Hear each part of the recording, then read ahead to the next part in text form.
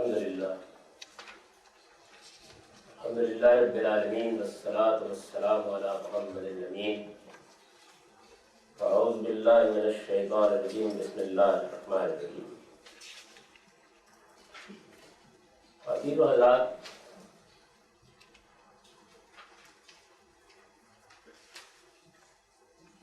دین کو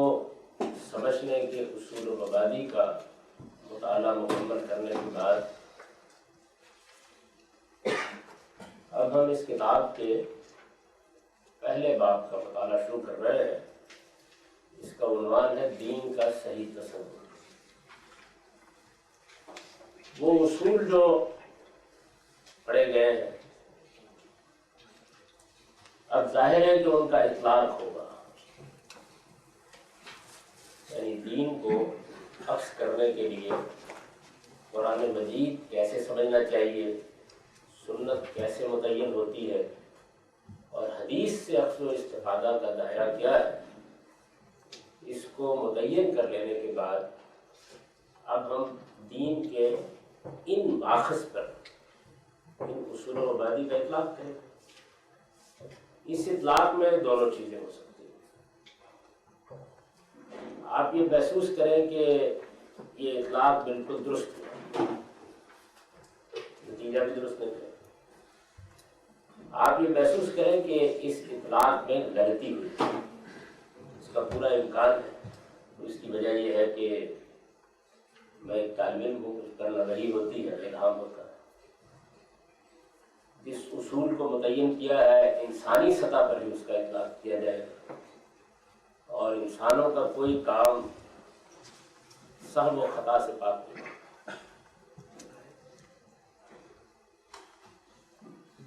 اس کا بھی امکان ہے کہ جب اصول کا اطلاق کیا جائے تو پیچھے مڑ کر دیکھنے کی ضرورت پڑ جائے کہ خود اصول کی تعین میں غلطی ہو جائے، اس لیے کہ اصول کی تعین بھی ایک انسانی کام ہے، یعنی اس میں بھی پورے دین پر، بالخصوص قرآن مجید پر غور کرنے کے بعد ہی کچھ چیزوں کا استخراج کیا گیا ہے، اور اس غور و فکر میں بھی انسان کی اپنی محدودیتیں ظاہر ہوتی ہیں۔ اس لیے میں یہ گزارش کر رہا ہوں کہ اب جب اصل دین کا مطالعہ ہم شروع کر رہے ہیں تو بہت توجہ کے ساتھ اس کو دیکھیے۔ آپ لوگوں میں سے جن لوگوں کا ذہن طالب علمانہ ہے وہ خاص طور پر اس کا لحاظ کریں کہ جس آیت سے یا قرآن مجید کے جس مقام سے یا قرآن مجید کی جس مجموعی تعلیم سے یا سنت کے جس حوالے سے یا کسی حدیث سے جو بات اخذ کر کے کہی گئی ہے وہ درست کہی گئی ہے یا درست نہیں کہی گئی۔ میں یہ آپ لوگوں سے بھی توقع رکھتا ہوں اور اپنے آپ کے لیے بھی یہ دعا کرتا ہوں کہ جو بات اس کے نتیجے میں سمجھ میں آ جائے اس کی روشنی میں نظر ثانی کریں اور اس کو درست کریں۔ اس سے پہلے بھی پچھلے 15 سال کے عرصے میں جب یہ کتاب تصنیف ہوتی رہی ہے تو میں نے اپنی بہت سی آراء پر نظر ثانی کی ہے، اور یہ مجھ پر واضح ہوا ہے کہ یہاں تعبیر میں، اطلاق میں، فہم میں غلطی ہوئی ہے۔ تو اس میں آپ لوگ بھی شریک ہو جائیں، آپ لوگوں میں سے خاص طور پر وہ لوگ جو زیادہ توجہ کے ساتھ اور زیادہ بہتر علمی پس منظر کے ساتھ اس چیز کو سمجھ سکتے ہیں۔ یہ پہلا باب دین کا ایک مجموعی تصور دیتا ہے۔ میں نے اس میں جو طریقہ اختیار کیا ہے وہ بہت سادہ ہے، یعنی دین میں اگر آپ اس کو الگ الگ کریں تو ایک تو الحکمہ کے مباحث ہیں جس کو ایمانیات اور اخلاقیات کے زیر عنوان ہم بیان کر سکتے ہیں۔ دوسری شریعت، آپ ان دونوں کے مجموعے کو بہت دقت نظر کے ساتھ قرآن سے، سنت سے الگ کر لیں۔ جیسے ہی آپ اس کو الگ کر لیں گے تو پھر قرآن مجید میں جو کچھ باقی رہ جائے گا وہ اصل میں اس صحیح تصور ہی کو واضح کرتا ہے۔ قرآن مجید کی وہ آیات جو اس تصور کو واضح کرتی ہیں، جن میں ہمارے سامنے ایک مجموعی صورتحال آتی ہے، ان کو میں نے لے لیا ہے اور ان میں سے ایک ایک چیز کو متعین کر کے جو ان آیات سے بات نکلتی ہے بس اس کو سادہ طریقے سے بیان کرتے ہیں، یعنی جو طریقہ میں نے اختیار کیا وہی طریقہ۔ اس انتخاب میں بھی آپ کہہ سکتے ہیں کہ یہاں غلطی ہوئی ہے یا یہ چیز ایسی ہے کہ جس کو زیر بحث آنا چاہیے تھا. یہ سارے امکانات موجود ہیں. میں اپنا نقطہ نظر، اپنی تحقیق جو کچھ اب تک ہے وہ پیش کر رہا ہوں. اس سے پہلے اصول مبادی کا مطالعہ کرتے ہوئے ہم نے یہ طریقہ اختیار کیا تھا کہ جو چیز بھی زیر بحث آتی ہے اس کا پس منظر واضح کر دیا جائے. اس میں اگر کچھ لوگوں کے اختلافات ہیں ان کو بھی واضح کر دیا جائے، اور ان اختلافات میں اگر کوئی چیز ایسی ہے کہ وہ موضوع بحث بنا کر تنقید کا تقاضا کرتی ہے تو تنقید بھی کرتی ہے. اسی طریقے سے یہ سارا پچھلا مباحث کا حصہ پایا تکمیل کو پہنچا ہے. اس موضوع کے بارے میں ہماری جو پچھلی 13-14 صدیوں کی علمی تاریخ ہے اس کو اگر آپ ایک نظر دیکھیں تو آپ اس موضوع پر گفتگو کرنے والے لوگوں کو، یعنی خواہ وہ جزوًا گفتگو کر رہے ہوں یا بحثیت مجموعی گفتگو کر رہے ہوں، 3 گروہوں میں تقسیم کر سکتے ہیں. ایک گروہ ہمارے جلیل القدر علماء کا ہے. جلیل القدر علماء کی صف میں سب سے پہلے صحابہ کرام کے علماء ہیں. یعنی ان میں بھی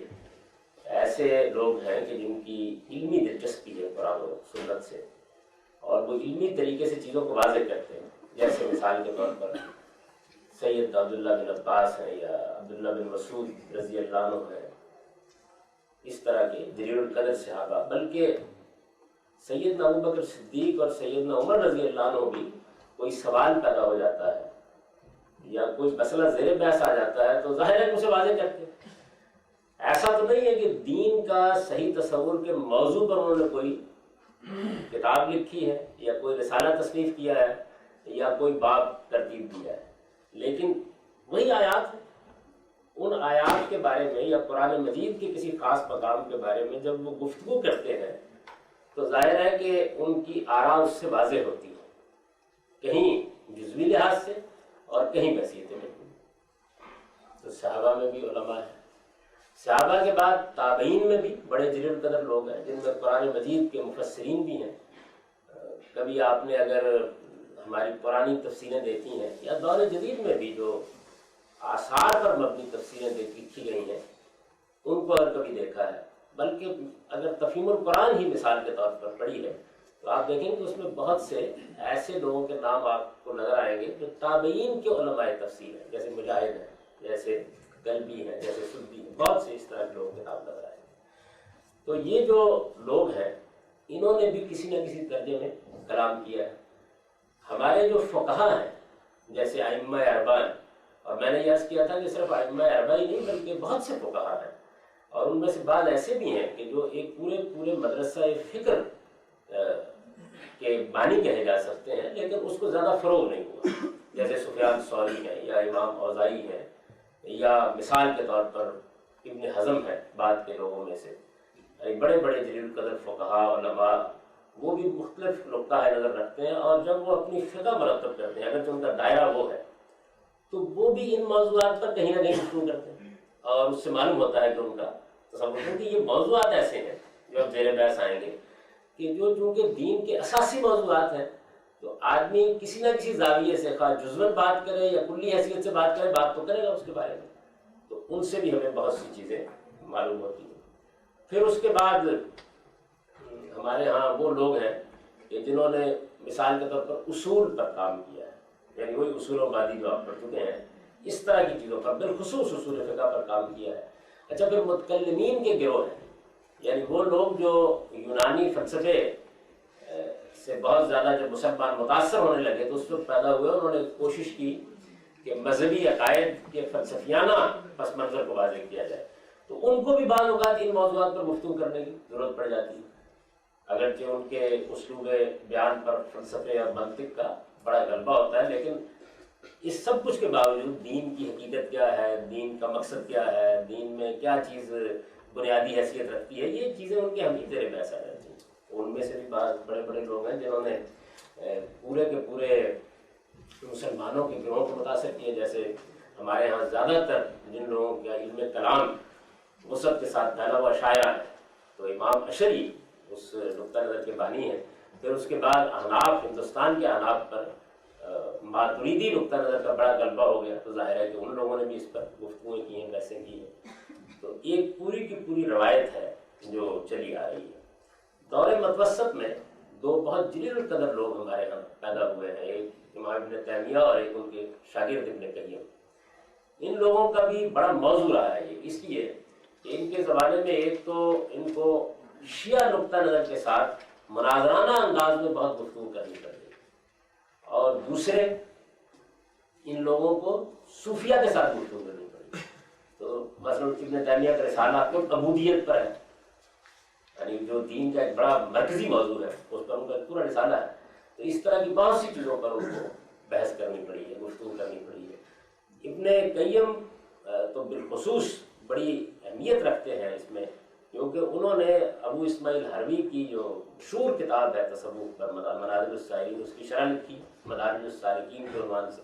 40 صفحے کی کتاب کی شرح 3 جلدوں میں انہوں نے لکھی ہے، اور وہ بڑی بےنظیر شرح ہے. یعنی اس میں انہوں نے مصنف کا نقطہ نظر بھی بڑی دیانتداری کے ساتھ بیان کیا. اس کے اندر جتنے احتمالات ہو سکتے ہیں ان سب کو بیان کرنے کے بعد قرآن و سنت کا نقطہ نظر بھی وہ جگہ جگہ واضح کرتے ہیں. تو مختلف مقامات پر دین کی بڑی اساسی چیزیں اس میں زیر بحث ہیں، مدارج السالکین اس کو بیان کرتے ہیں. ہمارے موجودہ زمانے میں امام ربیع الدین فرائی ہیں، یعنی ان کا قرآن مجید پر کیونکہ بڑا بنیادی کام ہے، اور اس کے ساتھ انہوں نے قرآن مجید سے جو علوم متفرع ہوتے ہیں ان پر بھی بڑا غیر معمولی کام کیا ہے. پھر اس کے بعد میرے استاذ مولانا میرا سے اصلاحی ہیں. تو اس طریقے سے ایک تو یہ سلسلہ ہے، یعنی ہمارے جلیل القدر علماء کا سلسلہ، کہ جو مختلف پہلوؤں سے اس موضوع پر کچھ نہ کچھ گفتگو کرتے رہتے ہیں.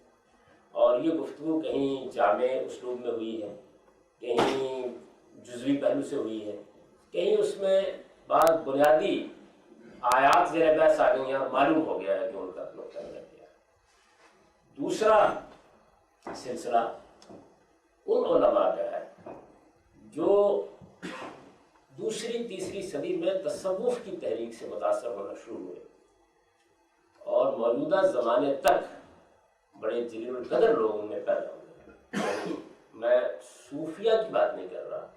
ان علماء کی بات کر رہا ہوں جو تصوف کی تحریک، تصوف کی دعوت سے متاثر ہوئے، اور انہوں نے تصوف کو دین کی ایک بڑی غیر معمولی تعبیر کی حیثیت سے قبول بھی کیا اور کیا. یہ جو تصوف کی پوری تحریک ہے، کیونکہ اس کا حوالہ بعض جگہوں پر آئے گا اس میں، اور یہ اس موضوع پر گفتگو کرنے والے لوگوں کی پوری چین ہے، ان کا ایک پورا سلسلہ ہے. یعنی یہ جو صوفیاء ہیں، صوفیہ علماء یہ بحث کرتے ہیں اس پر، اور بعض بڑی نفیس بحثیں انہوں نے اٹھائی ہیں اس معاملے میں، اور چیزوں کو ایک خاص زاویے سے وہ دیکھتے ہیں. ان علماء میں سے میں دہرا رہا ہوں پھر، یعنی وہ علماء جو تصوف سے متاثر ہوئے، اور آپ ان کو اگر ایک جامع تعبیر سے بیان کرنا چاہیں تو آپ کہہ سکتے ہیں متصوفین علماء یا علماء متصوفین، دونوں تعبیرات آپ اختیار کر سکتے ہیں. اس کی بھی ایک تاریخ ہے پوری کی پوری، اور وہ اس وقت مجھے تصوف پر گفتگو نہیں کروں، میں اس تاریخ پر بھی کوئی تفصیلی گفتگو نہیں کروں گا. مجھے اس پہلو سے جو موضوع ہے اس میں جن چیزوں کی طرف اشارہ کرنا ہے ان کا پس منظر میں تھوڑا سا واضح کرنا چاہتا ہوں. تصوف کے 4 ادوار ہیں ہماری مسلمانوں کی تعلیم، ظاہر ہے کہ وہ زیر بحث ہے. تصوف کے 4 بعض ادوار ہیں، ان میں سے پہلا دور وہ ہے جس میں ہمارے فقہاء نے جب دین کے ظواہر پر گفتگو کرنی شروع کی، اور اپنے قانونی ذہن کی وجہ سے، یعنی یہ نہیں کہ وہ دین کی حقیقت سے واقف نہیں تھے، اپنے قانونی ذہن کی وجہ سے ان کی تعبیرات ایسی سامنے آنی شروع ہو گئی کہ جس سے لوگوں میں ایک رد عمل سا پیدا ہوا کہ ایسے لگتا ہے جیسے قشر اہمیت اختیار کر لیا، چھلکا اہمیت اختیار کر لیا، حقیقت دین کی نگاہوں سے اوجھل ہو رہی. یعنی یہ بڑا ابتدائی دور ہے، اور چونکہ فقہ کا بہت بڑا ہوگا، اس کی ایک خاص وجہ ہے کیوں ہوا. اس کی وجہ یہ ہے، اور یہ وجہ میں خاص طور پر چاہتا ہوں کہ آپ میں سے جو لوگ علمی طریقے سے اس سارے موضوع کو سمجھ رہے ہیں وہ نوٹ کر لیں. اس کی وجہ یہ ہے کہ یہ وہ وجہ ہے جو اصل میں پھر ہمارے علم پر ایک خاص پہلو سے اس زمانے تک مسلسل اثر انداز ہو رہے ہیں، علم پر بھی، اور مجھے اجازت دیجیے اگر میں یہ کہوں مسلمانوں کے عمل پر اثر انداز ہو رہے ہیں۔ وہ وجہ یہ ہے کہ محمد الرسول اللہ صلی اللہ علیہ وسلم کے ذریعے سے جو دین ہم کو ملا ہے، ہم یہ بحث کر چکے ہیں نا کہ دین کا تنہا ماخذ اب قیامت تک محمد الرسول اللہ صلی اللہ علیہ وسلم کی ذات والا صفات ہے۔ محمد الرسول اللہ کا دین اسلام ہے اور تمام انبیاء نے پیش کیا، لیکن ہمارے پاس وہ اب رسول اللہ کا پیش کردہ ایڈیشن ہے اس کا۔ محمد الرسول اللہ صلی اللہ علیہ وسلم نے جو دین پیش کیا ہے، جس طرح سیدنا موسیٰ علیہ السلام نے دین پیش کیا، یہی دین پیش کیا۔ ایک ہے سیدنا موسیٰ علیہ السلام کا قرآن، میں تمثیل میں عرض کر رہا ہوں، کتاب نازل ہوئی نا ان پر۔ ایک چیز ہے وہ ابراہیمی سنت جو دین کی حیثیت سے سیدنا موسیٰ علیہ السلام کو بھی عرصے میں ملی، تو دین تو وہی ہے، لیکن یہ دین ایسا نہیں ہے کہ یہ قرآن کے چند احکام ہیں۔ میں قرآن تمثیل کے اسلوب میں بول رہا ہوں، یعنی جو بھی کتابیں الہی ہیں اس کے یہ چند احکام ہیں اور یہ اس میں سنت ہے، 2-4 صفحے کے اندر آپ کو پکڑا کے فارغ۔ ایسا نہیں، قرآن میں بھی ایسا نہیں۔ ابھی پچھلے ہفتے میں ایک جرمن اسکالر مجھ سے بہت سوالات کر رہے تھے، وہ کام کر رہے ہیں مولانا اسلائی کی تدبر قرآن پر اپنی PhD کے لیے، وہ تشریف لائے تو انہوں نے بہت اصرار کے ساتھ مجھ سے یہ سوال کیا کہ یہ جو قرآن مجید میں بے شمار چیزیں زیر بحث آ گئی ہیں، تاریخ بھی ہے اس میں، بنی اسرائیل زیر بحث ہے، مشرکین اور ان کے عقائد زیر بحث ہے، بڑے مقامی پس منظر میں بعض کا گفتگو ہو رہی ہوتی ہے، خود محمد الرسول اللہ کے ذاتی معاملات زیر بحث ہے، تو اس کی کیا وجہ ہے؟ تو میں نے ان کی خدمت میں عرض کیا کہ اس کی وجہ یہ ہے کہ قرآن مجید کی نوعیت یہ نہیں ہے، یعنی اس کے وجوہ کے پھر آگے کچھ سوالات پیدا ہوتے ہیں، میں اس پر گفتگو نہیں کر رہا، لیکن جو پہلو جس پر مجھے توجہ مبذول کرانی ہے وہ بیان کر رہا ہوں کہ قرآن مجید کی نوعیت یہ نہیں ہے کہ اس نے آ کر آپ کو دین کا کنٹینٹ دے دیا، یعنی ایسا نہیں ہے کہ اس نے یہ کہا ہو کہ دیکھیے یہ ایمانیات ہے، یہ اخلاقیات ہے، یہ شیء ہے، یہ تو 4-10 صفحوں کی بات ہے، یعنی یہ ہم کو بھی جو تفصیلی گفتگو کرنی پڑ رہی ہے تو اس کی علمی پس منظر کی وجہ سے کرنی پڑ رہی ہے، ورنہ آپ فہرست مرتب کریں تو 10-20 صفحوں میں بات مکمل ہو جائے گی، بہت مختصر سا دین ہے۔ ایسا نہیں ہے، بلکہ قرآن مجید جو ہے وہ ایک پیغمبر کی سرگزشت انذار ہے، جیسے ہم دیکھ چکے ہیں، یعنی ایک زندہ کتاب کی حیثیت سے اس کے کچھ مخاطبین ہیں اور ان مخاطبین کے سامنے وہ اس دین کو بھی پیش کرتی ہے اور ان کو اس قیامت صغریٰ کی خبر بھی دیتی ہے جو برپا ہونے والی ہے سرزمین عرب میں۔ اس کی میں تفصیل کی ان کے سامنے کہ یہ نوعیت ہے اس کی۔ اچھا، یہی معاملہ بس سیدنا موسیٰ علیہ السلام کے ساتھ ہے، یعنی بہت مماثلت ہے دونوں۔ اب سیدنا موسیٰ علیہ السلام کی قوم خود ان کی اپنی شخصیت اور اس سے جو نتیجہ نکلا، یعنی ان کے یہاں یہ نہیں ہوا کہ انہوں نے بس دین کا کنٹینٹ پیش کیا، بلکہ کچھ نتائج نکلے۔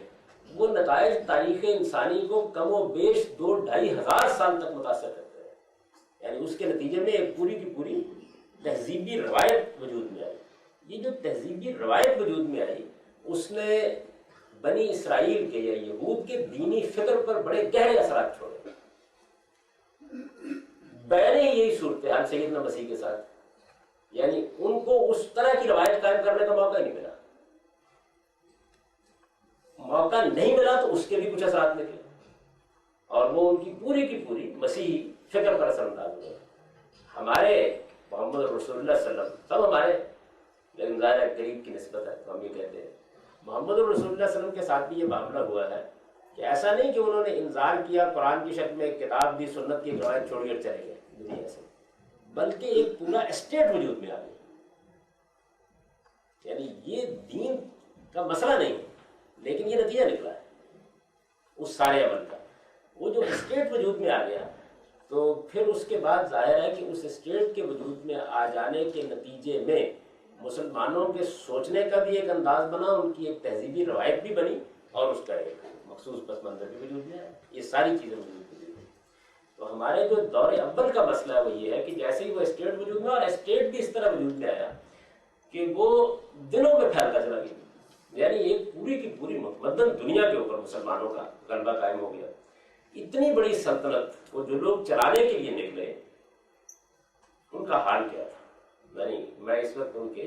اخلاقی مرتبے اور ان کی ذہانت اور ان کی غیر معمولی شخصیات پر گفتگو نہیں کر رہا، وہ تو تاریخ انسانی کا گلے سرسبد ہے، اس میں کوئی شک نہیں،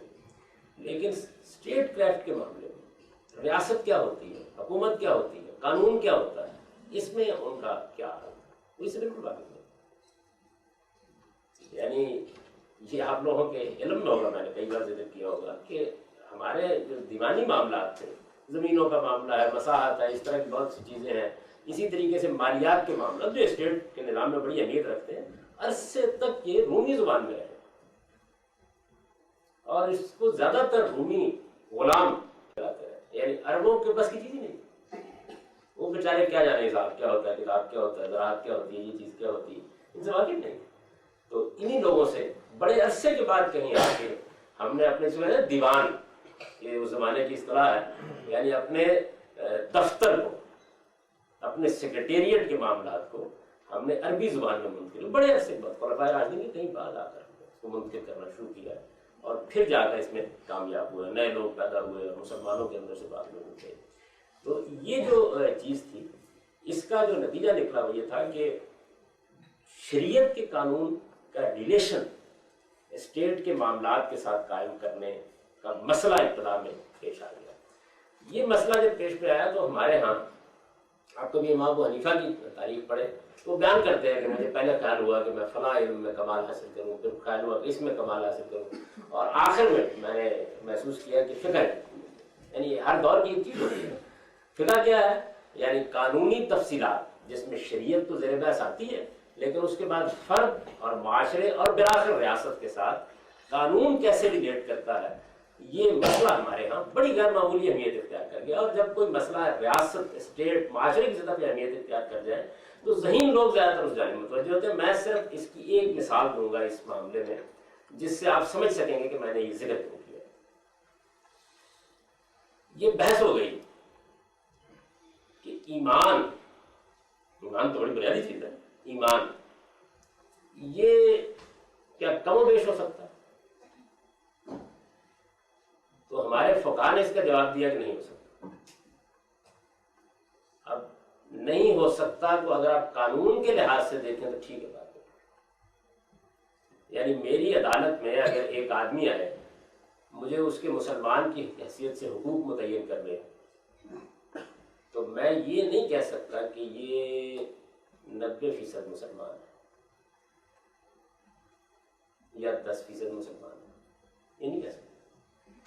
یعنی قانون کی نگاہ میں یا وہ مسلمان ہوگا یا مسلمان نہیں ہوگا، یہی ہوگا نا۔ تو ایمان جیسے مشہور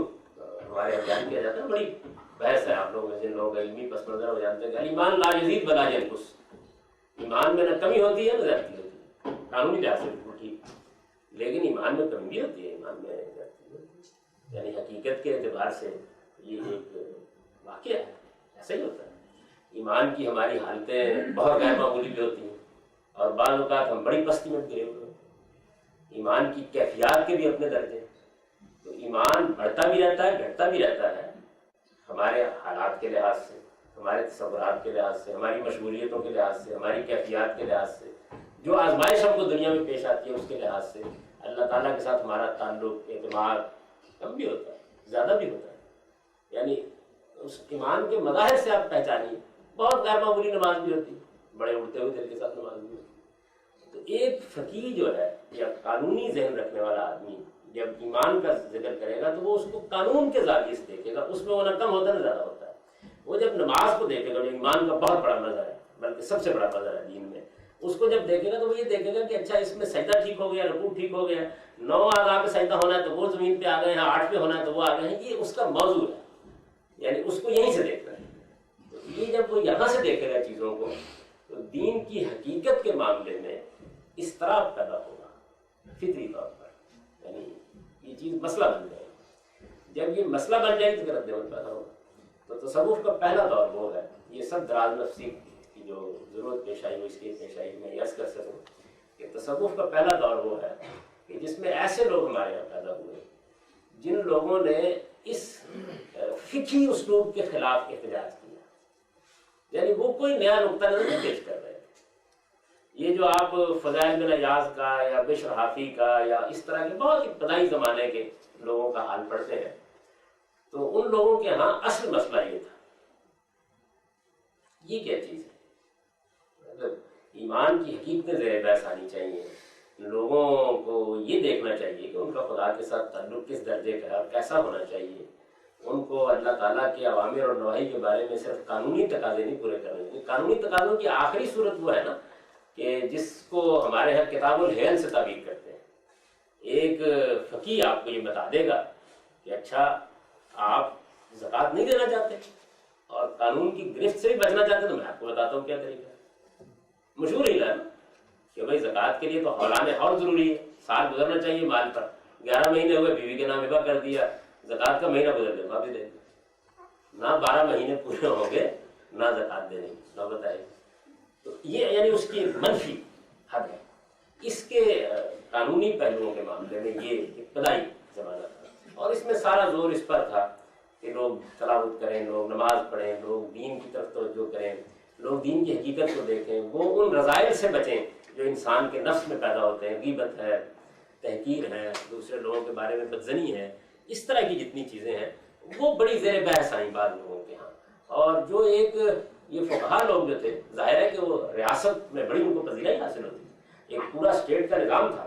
آج کے زمانے میں دیکھیں نا کہ ہمارے پاس بھی جج بن جائے تو اس کو اہمیت حاصل ہوتی ہے نا. تو اس زمانے میں فقہا ہی تھے کہ جو عدلیہ کا سارا نظام چلا رہے تھے اس کو سنبھالے ہوئے تھے اور چونکہ قانون سے واقف ہوتے تھے تو انتظامی عہدے بھی زیادہ تر اس طرح کے لوگوں کو ملتے تھے. تو ان کا سوسائٹی میں بھی ایک مقام. اس سے دنیا کی طرف رغبت, دنیا طلبی, اور جو دنیا طلبی کے نتیجے میں مسائل پیدا ہوتے ہیں. یعنی کسی کی ٹانگ کھینچنا ہے, کہیں حسد ہے, کہیں کینہ ہے, کہیں بغض ہے, اگرچہ داڑھی بھی ہے, اگرچہ سلوار بھی متشرع ہے, اگرچہ فقیر بھی ہیں. تو یہ جو چیزیں تھیں ان کے خلاف رد عمل سے پہلا دور وہ جو ہمارے یہاں, میں تصوف کی عالمی تاریخ پر گفتگو نہیں کر رہا, وہ بہت قدیم,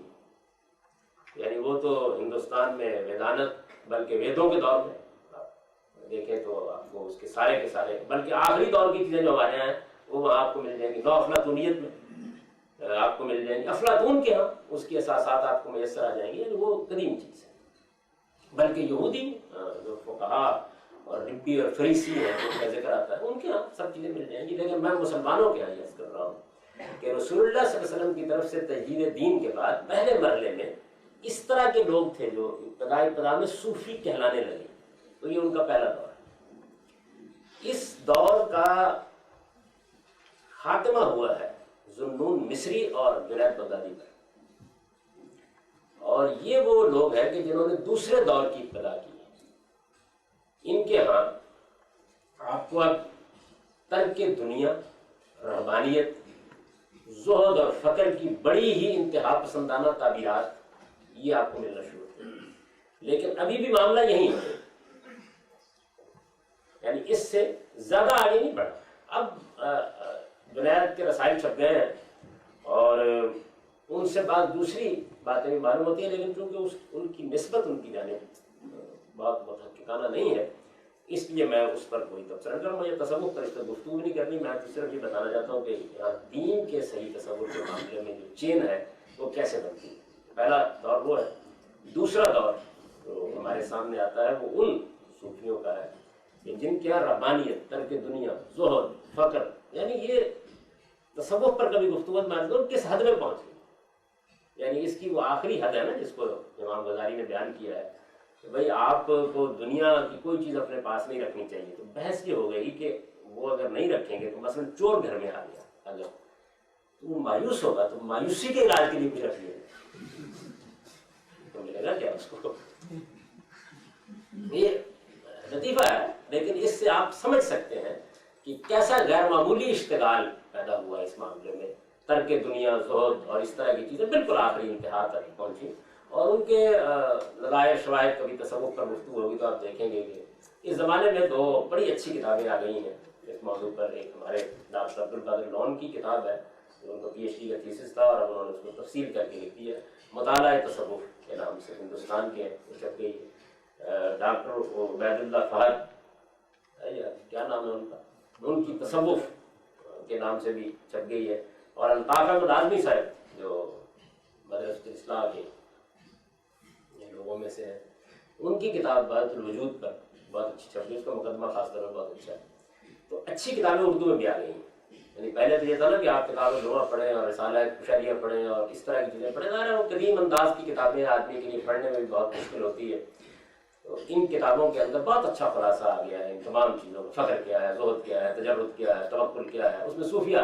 یہ ان کا دوسرا دور ہے. یعنی اس میں ان کے موضوعات یہ ہے کہ اس دور کے بعد جو تیسرا دور ان کا ہے وہ دور وہ ہے جس کو شاہ ولی اللہ نے حماعت میں توجہ کے دور سے تعبیر کیا. حماعت بہت اچھی کتاب ہے، ان کی بہت مختصر کتاب ہے، اور اس میں ایک چیپٹر ہے جس میں انہوں نے تصوف کے مختلف ادوار کو بہت اچھا کیٹیگرائز کر دیا. تو توجہ کا دور، توجہ کا مطلب سمجھ رہے ہیں، یعنی وہ توجہ نہیں جو آپ اس وقت میری طرف مبذول فرما رہے ہیں، یعنی مشاہدہ حق کے لیے متوجہ ہونا، آدمی کا حقیقت الحقائق یعنی ذات خداوندی اس کی طرف متوجہ ہونا، توجہ اس طرف کی ہے. تو یہ توجہ جو ہے یہ تیسرے دور میں نمایاں ہوتی ہے. اور یہ توجہ بھی مراقبہ، انہماک، ذات خداوندی کی صفات کا مشاہدہ، اس کی طرف لو لگانا، یہ اس جگہ پر ہی ہے. یعنی ابھی یہ پائے تکمیل کو نہیں پہنچی. یہ بھی ایک پورا کا پورا دور ہے صوفیہ کا، صوفیہ سے متاثر علماء کا، کہ جس میں وہ اس طریقے سے چیزوں کو دیکھتے ہیں. اور پھر چوتھا دور وہ ہے جس میں حلاج اور ابن عربی اور یہ لوگ تھے 5ویں 4ویں صدی میں آ کے، جو دور ابھی تک چل رہا ہے. یعنی جو چوتھا دور ہے اس کا، کہ جس کے اندر اس توجہ اور اس انہماک نے آگے بڑھ کر، یعنی مشاہدہ صفات سے آگے بڑھ کر پھر حقیقت الحقائق تک رسائی، اور فاطر و مفطور کا باہمی تعلق، خالق اور مخلوق کا باہمی تعلق، کیسے یہ تخلیق ہوئی ہے اور اس تخلیق کی اپنی حقیقت کیا ہے، کائنات کیا ہے. یعنی یہ مسائل پھر فکری مسائل غیر معمولی توجہ کا موضوع بن گئے ہیں، جس کے بعد وحدت الوجود اور اس طرح کے مختلف نظریات وجود گزرے. تو یہ چار گویا سمجھ لیجیے کہ ادوار ہیں. ان چار ادوار میں یہ سارا مکمل ہوا ہے. ہمارے ہاں دو بہت بڑے آدمی ہیں جو علماء، صوفیہ کہنا چاہیے یا متصوف علماء کہنا چاہیے، تو بہت بڑے آدمی ہیں، جن میں سے ایک بالکل اس ابتدائی دور میں ہے جب یہ پایا تکمیل کو پہنچ رہا تھا، اور ایک پر اس کی ریاست ختم ہوئی ہے اس سارے علم کی. یعنی پہلے امام غزالی اور آخر میں امام الہند شاہ ولی اللہ دہلوی. یہ اس چین کے بہت بڑے لوگ، یعنی جس حد تک بھی آپ بڑے کا لفظ بول سکتے اسی درجے کے لوگ، یہ اس چین کے لوگ، یعنی جب پایا تکمیل کو پہنچ گئے. یہ میں نے اس لیے اس تاریخ کی طرف اشارہ کر دیا کہ جو لوگ تصوف پر گفتگو کرتے ہیں یا پڑھتے ہیں یا بات کرتے ہیں، یہ کہ مذہب میں تو زیر بحث آ جاتا ہے نا بہت. تو ہوتا کیا ہوتا یہ ہے کہ چونکہ ادوار چار ہیں تو پھر جو بحث ہوگی اس کے لحاظ سے چیز نکال کے پیش کر دی جائے گی. یعنی ابتدائی دور کی چیزیں جو ہیں ان میں آپ کو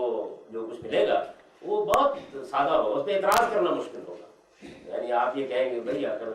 دنیا سے کچھ بے رغبتی اور دین کی طرف توجہ اور تلاوت اور ذکر اور نماز کا اشتغال، ان میں کیا چیز کا اعتراض ہے؟ بڑی دقت نظر سے کوئی آدمی میرے جیسا اگر ہندی کی زندگی کرنے بیٹھ جائے تو الگ بات ہے، لیکن یہ کہ اعتراض ہے مشکل ہوگا. تو آپ دیکھیں کبھی موجودہ زمانے میں جو تصوف کے علم سے لوگ دلچسپی رکھتے ہیں ان سے گفتگو کریں نا، تو وہ کوشش یہ کرتے ہیں کہ اس کو پلان کر آپ کو وہاں لے جائیں. تو وہاں جب آپ پہنچتے ہیں، میں عرض کر دوں کہ ڈیولپمنٹ کا پورا زمانہ جس سے گزرا. موجودہ زمانے میں ہمارے یہاں مثلا مولانا اشرف علی تھانوی نے کوشش کی کہ پھر ایک مرتبہ ذرا معاملات کو درست کیا جائے. تو وہ کرتے کیا ہے، یعنی اگر میرے جیسا کوئی آدمی گفتگو کر رہا ہوگا تو پہلا اور دوسرا دور سامنے رکھ دیں گے، اور اگر کوئی حقیقت شناس، رمز آشنا، اسرار سے واقف یار جانی آ گیا ہے تو باقی کا دور سامنے رکھ دیں گے. یعنی یہ جو چیز ہے یہ مختلف طریقوں سے ہوتی رہتی ہے. مجھے چونکہ تصوف پر اس وقت گفتگو نہیں کرنی، تو اس لیے میں صرف یہ بتانا چاہتا ہوں کہ یہ چین ہے پوری کی پوری. اس چین میں امام غزالی، شاہ ولی اللہ اور بعض جو بڑے لوگ ہیں وہ زیر بحث آئیں گے نا، وہ کیا کہتے ہیں ان موضوعات کے بارے میں. تو جب میں یہ کہوں گا کہ اس میں ہمارے متصوف علماء یہ رائے رکھتے ہیں، اس سے مراد یہ ہے،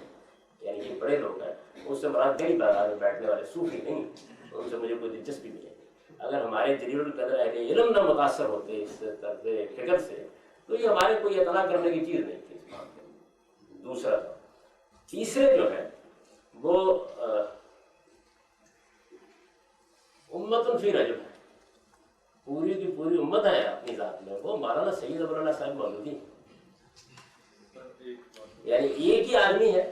اور ایک ہی آدمی جو ہے وہ ایک پوری کی پوری اس موضوع پر تعبیر کا بانی بھی ہے اور کاتب بھی ہے.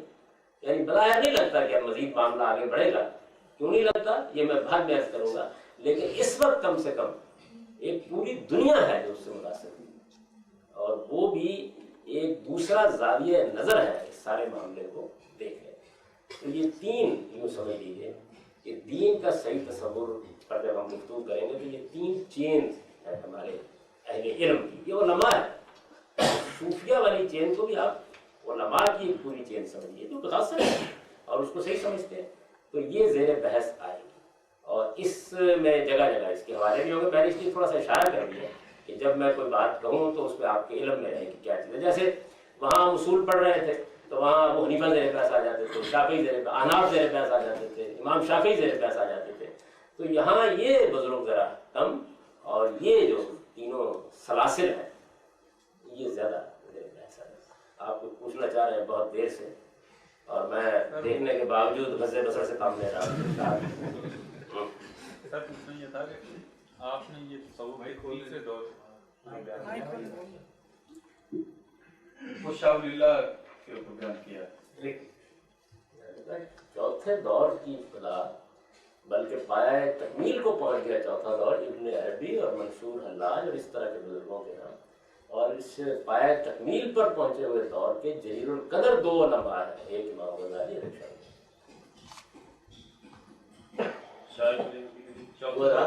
یہی کہا نا لاج کو جو بیان کیا چوتھا دور لاج جو ہے ان سے شروع ہوتا ہے. یعنی یہ چوتھا دور ان کے اوپر آ کے شروع بھی ہوا اور پایہ تکمیل کو پہنچ گیا، اپنے کمال کو پہنچ گیا. اس کے بعد وہی جاری، یعنی اس کے بعد شاہ ولی اللہ تک بھی جاری، بلکہ اب تک وہی جاری.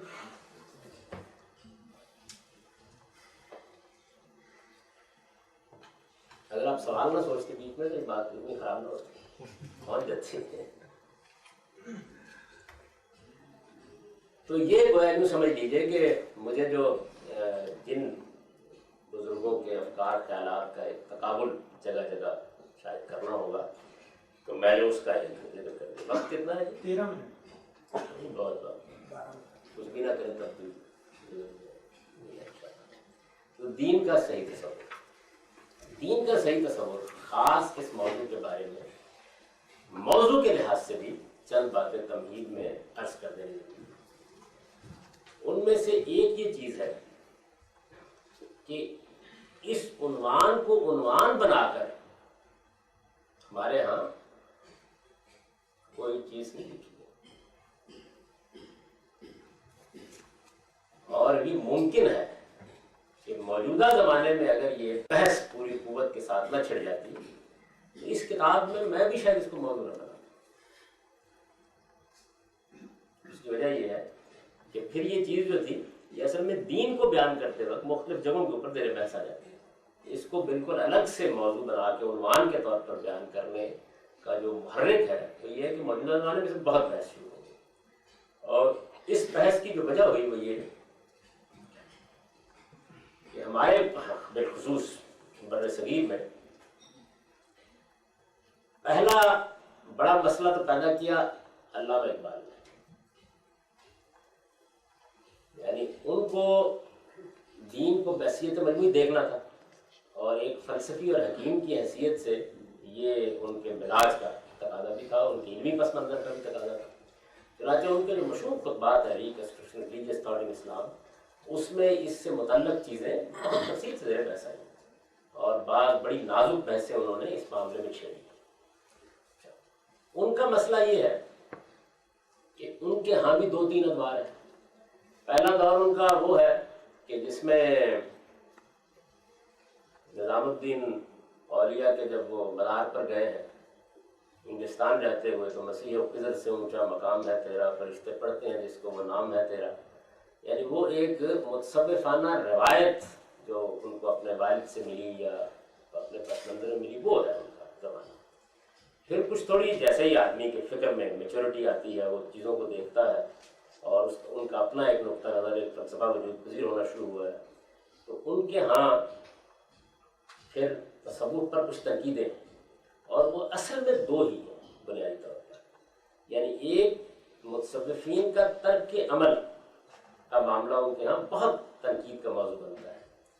اور ایک تصوف کی جو وحدت الوجودی تعبیر ہے، جو ہمارے سامنے آخری تعبیر ہے، اس میں یہ جو جس کو علامہ اقبال کہتے ہیں نا کہ یہ جو عنائے مفرد ہے،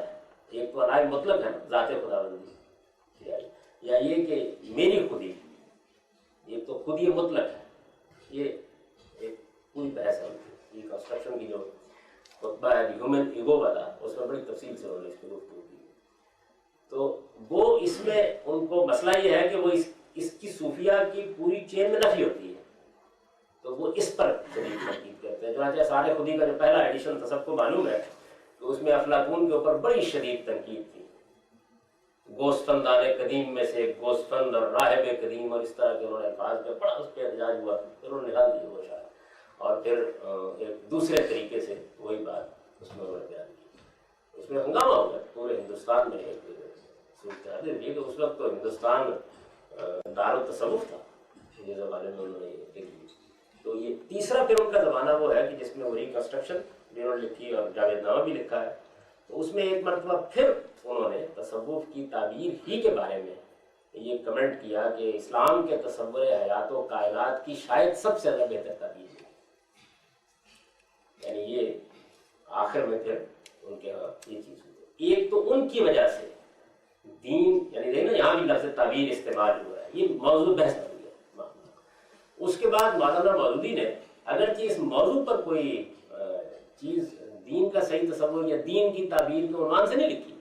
لیکن چونکہ انہوں نے ایک بڑی ہی منفرد، بڑی ہی غیر معمولی، بڑی ہی لوگوں کو متاثر کرنے والی، ایک دنیا کو ہلا ڈالنے والی، میں یہ مبالغے میں نہیں عرض کر رہا، یہ واقعہ ہے کہ پوری دنیا اس سے تحریکیں اٹھ کھڑی ہیں اس کے نتیجے میں، تعبیر پیش کر دی، اور وہ تعبیر جب انہوں نے پیش کی تو یہ اس طرح کا کوئی عنوان بنا کے تو نہیں پیش کی، لیکن ظاہر ہے کہ زیر بحث ہے۔ سب سے پہلے مسلمان اور موجودہ سیاسی کشمکش میں بڑی تفصیل سے یہ چیز زیر بحث آئی، سب سے اس کے جو واضح بیانات ہیں وہ آپ کو وہاں ملیں گے۔ پھر انہوں نے جب یہ محسوس کیا کہ انہیں اپنی اس بات کو، جسے وہ اپنے مخصوص صحافیانہ اسلوب میں بیان کر رہے ہیں، علمی دلائل سے بالکل موقت کرنا چاہیے، تو انہوں نے اپنی وہ کتاب لکھی جو قرآن کی 4 بنیادی اصطلاحیں کے نام سے، ان کی سب سے زیادہ علمی کتاب کہی جا سکتی ہے، بہت مختصر سی کتاب ہے۔ تو اس میں انہوں نے گویا اپنی تعبیر کو بہت علمی طریقے سے بیان کیا، اگرچہ یہ لفظ نہیں استعمال ہوا، لیکن وہ پوری کی پوری کتاب کا مقدمہ ہی ہے نا، وہ کہتے ہیں کہ دین کی حقیقت اور دین کے بعد بنیادی پہلو جو ہے وہ ایک لمبے عرصے سے لوگوں کی توجہات کا موضوع نہیں رہے، تو اس وجہ سے الہ، رب، دین، عبادت، یہ جو 4 بنیادی اصطلاحات ہیں ان پر میں اپنا نقطہ نظر پیش کر رہا ہوں۔ تو پوری کتاب میں صرف ان اصطلاحات کی تشریح ہے، لیکن وہ تشریح علمی طریقے سے پورے کے پورے کانسیپٹ کو پیش کرتے ہیں، ڈیولپ کرتے ہیں۔ تو یہ خیر وہ ان کی جو باقی چیزیں لوگ بہت پڑھتے ہیں، اس کو کس نے پڑھا ہوگا، زیادہ لوگوں نے پڑھا بھی نہیں، بلکہ ہمارے مولانا مینا حسن اصلاحی صاحب کا حال یہ تھا کہ جس زمانے میں اس تعبیر پر بحث گئی تو کسی نے کہا کہ مولانا وحید الدین خان نے کتاب لکھی ہے تعبیر کی غلطی، تو انہوں نے کہا کچھ اور ٹھیک ہے جو تعبیر کی غلطی کا واضح کروں۔ صورتحال یہ تھی ایک زمانے میں۔ تو قرآن کی 4 بنیادی اصطلاحیں، یہ مولانا مودودی کی وہ کتاب ہے جس میں اس کو علمی طریقے سے انہوں نے اسٹیبلش کیا ہے، دلائل کے ساتھ بتایا ہے، قرآن مجید کے وہ مقامات زیر بحث لائے ہیں، اس پر گفتگو کی ہے، اس کو موقف کیا ہے کہ یہ ہے میرا نقطہ نظر اس معاملے میں دین کو ایسے دیکھتا ہوں۔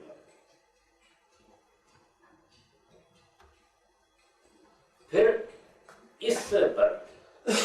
ہماری علمی تاریخ میں جو چند شاندار تنقیدیں ہوئی ہیں، ان میں سے ایک تنقید، میں شاندار کا لفظ جو ہے یہ تائید کے پہلو سے نہیں بول رہا، یعنی تنقید کا ایک شان ہوتی ہے، غلط ہے یہ صحیح، اس کی علمی شان ہے، اس کا ایک پس منظر ہے، اس میں تنقید کرنے والے نے محنت کی ہے، وہ مولانا وحید الدین خان کی کتاب ہے تعبیر کی غلطی، یعنی پہلی مرتبہ یہ تعبیر کا لفظ انہوں نے اس موضوع میں استعمال کیا، اور یہ بتایا کہ مولانا مودودی صاحب کی ساری انٹرپریشن میں بقول ان کے کہ دین الٹ گیا ہے، انہوں نے کہا کہ یہ بالکل ایسے ہے کہ میں یہ تو نہیں بتا سکتا، یہ تو نہیں اعتراض کر سکتا کہ اس میں کوئی چیز دین کی نکال دی گئی ہے یا کوئی چیز دین میں ڈال دی گئی ہے، لیکن ایسے سمجھو کہ ایک درخت کو پکڑا گیا ہے اور پکڑ کر اس کی جڑیں نہیں اوپر کر دی گئی ہیں اور اس کا تنا جو ہے زمین میں ڈال دیا گیا، یا یوں سمجھو کہ بس ہے جس کو الٹا کر کھڑا کر دیا گیا ہے اور آپ اس کے پہیے اوپر گھوم رہے ہیں اور چھت نیچے رکھ اٹھا رہے ہیں۔ تو یہ یعنی تمثیل میں بیان کیا اس بات کو اس لیے کہ اس درجے میں انہوں نے اس کو موضوع بحث بنایا، اور موضوع بحث بنانے کے بعد اس پہ علمی کر دی۔ ان کتاب بہت غیر معمولی کتاب ہے، پڑھ سکتے ہیں آپ، تک چھپ رہی ہے، تعبیر کی غلطی، جس کا انہوں نے ایک عام لوگوں کے لیے خلاصہ لکھ دیا، دین کی سیاسی تعبیر، یہ بہت مختصر ہے۔ یعنی تعبیر کی غلطی تو خالص فنی کتاب ہے، اس میں انہوں نے قرآن کی 4 بنیادی اصطلاحوں میں سے ایک ایک موضوع کو لے کر اس کو زیر بحث لا کر یہ بتایا ہے کہ اس نے علمی لحاظ سے کیا غلطی ہے، فنی لحاظ سے کیا غلطی ہے، زبان بیان کے لحاظ سے کیا غلطی ہے۔ یہ زیر بحث یہ نہیں کہ اس نے ٹھیک کیا غلط کیا، لیکن ان کی اس کتاب کی وجہ سے تعبیر دین کا صحیح تصور، اس کتاب کو آپ پڑھیں تو اس کتاب کے پہلا حصہ تو ہے جس میں ان کی خط و کتابت ہے، جس میں انہوں نے اپنی کتاب چھاپنے سے پہلے مولانا مودودی سے بھی خط و کتابت کی ہے، جماعت کے بڑے اکابر سے بھی کیا، ان کو کہا ہے کہ میری غلطی مجھے سمجھا دی، تو وہ خط و کتابت ہے۔ اس کے بعد دوسرا حصہ وہ ہے جس میں وہ اس تعبیر کو زیر بحث لائے، یعنی اس کی غلطی انہوں نے واضح کی مختلف ابواب میں، اور پھر اس کے آخر کے بعد جو ایک چیپٹر ہے تصور دین، یعنی دین کا کم و بیش اسی طرح کا عنوان ہے، دین کا صحیح تصور یا اس طرح کچھ، جس میں انہوں نے اپنے لحاظ سے یہ بیان کیا ہے کہ ان کے خیال میں کیا نقطہ نظر ہے۔ تو ان کی اس کتاب کی وجہ سے دین کا مجموعی تصور کیا ہے، دین اصل میں کیا ہے، دین کی حقیقت کیا ہے، تعبیر کیا چیز ہوتی ہے، تعبیر میں کوئی غلطی ہو گئی ہے، یہ زیر بحث آ گئی۔ یعنی علامہ اقبال اس سارے معاملے کو ایک خاص زاویے سے دیکھنے اور متصوفانہ تعبیر کو کم و بیش آخری زمانے میں جاوید نامہ اور ریکنسٹرکشن میں تو کم و بیش انہوں نے تصویر کر دی اس کی حیثیت میں، تو ان کے حوالے سے زیر بحث آ گئی۔ مودودی صاحب کے اس کام نے اس کو غیر معمولی، اور یہ نہ زیادہ زیر بحث آتی ہے اگر وہ اس پر یہ شاندار تنقید نہ لکھ دیں، یعنی یہ غیر معمولی تنقید انہوں نے اس کے اوپر لکھ دی، اور تنقید لکھنے کے بعد پھر انہوں نے یہ بھی بتایا اپنی دانش کے مطابق کہ میرے خیال میں دین کو ایسے دیکھنا چاہیے یا دین حقیقت میں اس طریقے سے۔ تو یہ وجہ ہے کہ اس موضوع کو موضوع بنا کر گفتگو کرنے کی ضرورت محسوس ہوتی ہے۔ اچھا خیر، یہ تو محرکات دوسری جنگ دین کیوں چھڑ گئی، لیکن اس میں کوئی شک نہیں کہ یہ ایک اہم ترین موضوع ہے، یعنی یہ موضوع بنے نہ بنے، بنانے کا محرک کوئی بنے یا نہ بنے، لیکن یہ ہے ایک بڑا اہم موضوع۔ بھائی دین کے اجزاء تو لوگ بیان کریں گے، نماز یہ ہے، عبادت یہ ہے، روزہ اس طرح رکھنا ہے،